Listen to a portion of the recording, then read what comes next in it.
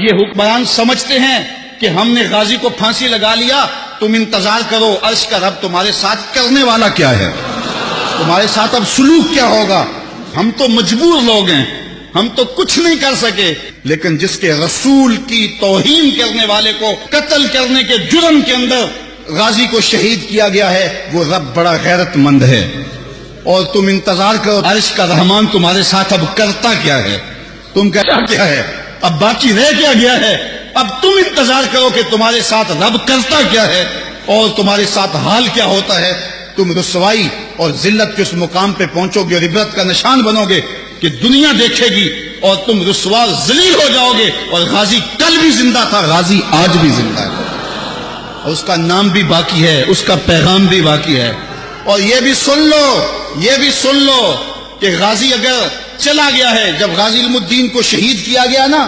تو ایک ہندوؤں نے جلسہ کیا، کہا کہ ایک شخص اٹھا تھا، ہم نے اس کو مار دیا ہے، اب ہم جو چاہیں کریں۔ تو ایک مسلمان جلسے میں بیٹھا تھا، اٹھ کے کھڑا ہو گیا،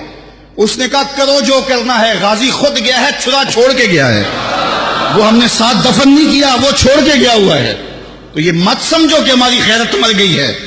کتنے غازی پیدا ہو گئے ہیں، کتنے لوگ تیار کر گیا، اس کے جنازے میں کتنے لوگوں کو حرارت ایمان کی دی ہے۔ تم نے غازی کو مارا نہیں، غازی کو زندہ کیا ہے۔ اگر تم چھوڑ دیتے تو شاید تحریک کمزور ہو جاتی، لیکن تم نے قتل کر کے اس تحریک کو مضبوط کر دیا ہے، تم نے اس کو پانی دیا ہے، اب یہ تناور درخت بنے گا۔ تم اپنی خیر مناؤ، 295 میں کو تم ہاتھ بھی نہیں لگا سکتے اللہ کے فضل سے۔ وما قتلوه، ان کو قتل بھی نہیں کیا گیا اور ان کو سولی بھی نہیں چڑھایا گیا، بلکہ اللہ تعالیٰ نے ان کو آسمان پہ اٹھا لیا۔ لیکن ان کا خیال یہ ہے کہ یہودی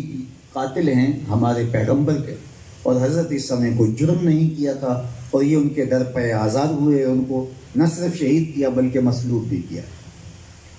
بغیر کسی جرم کے وہ سولی چڑھ گئے، تو قیامت تک ہمارے آنے والے گناہوں کا کفارہ بن گئے۔ تو عیسائیوں کے ہاں ایک بنیادی عقیدہ کفارہ، اس کی نشأت ہونے لگی، اور پھر وہ ان کے عقائد کا، نظریات کا حصہ بن گیا۔ اور اب وہ کہتے ہیں ہم جو مرضی کرتے رہیں، ہمیں کوئی سزا نہیں ہوگی، اس لیے کہ ہمارے نبی، ہمارے پیغمبر ہمارے گناہوں کی سزا کاٹ چکے ہیں، بغیر کسی جرم کے سولی چڑھ گئے، مصلوب ہو گئے، تو وہ ہمارے گناہوں کی سزا ہے جو ہمارے پیغمبر نے کاٹ لی۔ تو یہودیوں کا نظریہ یہ کہ جو ہمارے بڑوں نے جرم کیے اس کی سزا ہم کاٹیں گے، اور ان کا نظریہ یہ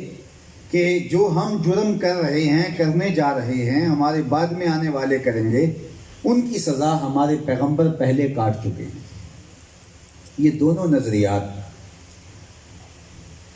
افراط و تفریق پر مشتمل ہیں اور گناہ پر دلیر کرنے کا ذریعہ ہے۔ جب سزا ہر صورت میں ہونی ہے تو پھر بھی مجرم گناہ پہ دلیر ہوتا ہے۔ جس کو سزائے موت کا حکم ہو جائے اس کو خصوصی نگہداشت میں رکھا جاتا ہے، یا جو اشتہاری قرار پا جائے اور جب کہیں ملے تو اس کو گولی ہی ماری جانی ہے، تو وہ بھی گناہ پر دلیر ہو جاتا ہے کہ جب میری سزا یہی ہے۔ بنی اسرائیل کا وہ شخص جس نے 99 قتل کیے تھے، اور ایک خام صوفی نے کہا کہ تیری تو توبہ نہیں ہو سکتی، تو اس نے کہا کہ جب میری بخشش ہی نہیں ہے تو پھر 99 کیا اور 100 کیا، اس کی گردن بھی کاٹ دی۔ تو جب انسان مایوس ہو جاتا ہے